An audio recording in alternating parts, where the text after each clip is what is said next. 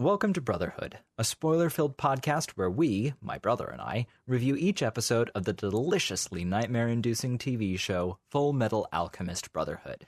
My name is Dylan McArthur, the older brother. And my name is Timothy McArthur, the taller brother. So I guess maybe the thing that we should talk about is, what's our history with this show? Like, what are we coming to this from? Well, I'm sort of more of a veteran to this show. Sort of. You've seen both series. Yes, but I'm not a complete veteran. In fact, the way I got into Brotherhood was that I started watching Fullmetal Alchemist, the original one, first, and I got bored of it. Because, at some point, it was this is way too slow, and I know I'm ADHD, but then I learned about Brotherhood, and I was like, okay, I'm going to look this up, see if it's better. And it was a lot better at keeping my attention. So I remember when you were getting into the original series, I saw a couple episodes over your shoulder in the middle of some season. I couldn't tell you what. All I knew is that there were weird goings on, and Barry the Chopper was freaky as all get out. Yeah, and I think that kind of scared you away from the series for a while. You were like, I am not watching this. But now you're kind of...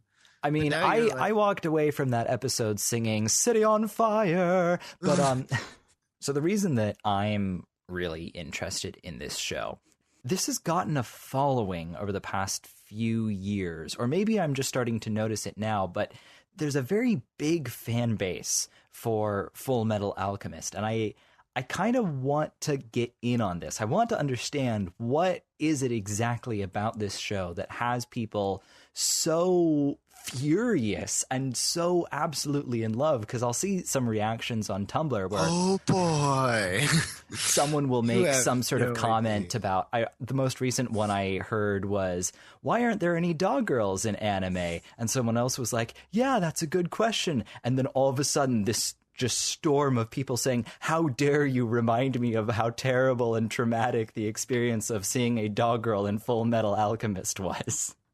Oh my gosh, you haven't seen the episode yet? No, I have no idea. I have no idea. So, oh my gosh, it is by far. Oh my gosh, you shouldn't have seen that. I shouldn't have seen that post. I haven't seen anything. I've just heard that there is a quote. I'm not going to tell you which episode it is in.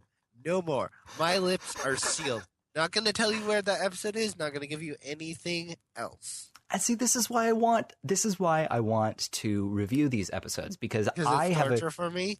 Well, because I need to avoid spoiling it all for you. Gee, yes. Thanks, Dylan. I enjoy inflicting pain upon family members. No, this reaction that I'm getting just from you, it's so interesting to me, and I want to know, what is it that has people so excited? Because I've felt this way about other TV shows.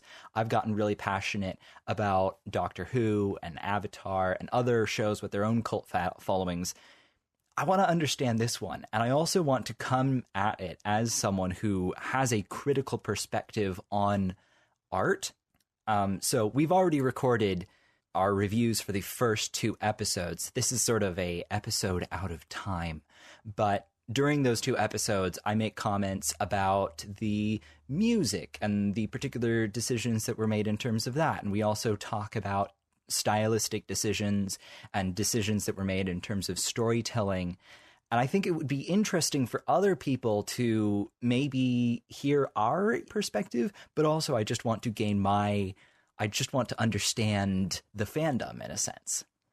Okay, so we're going to hang up now, but you'll be able to listen to the next couple episodes and more, depending on when you're coming to this show. So we hope that you will enjoy, but also seeing how we respond to this beloved TV show. So we'll see you all in the future. Exhibit B. Future.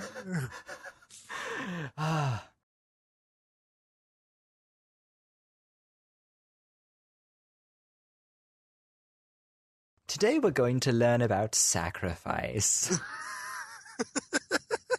We should include that in after the episode.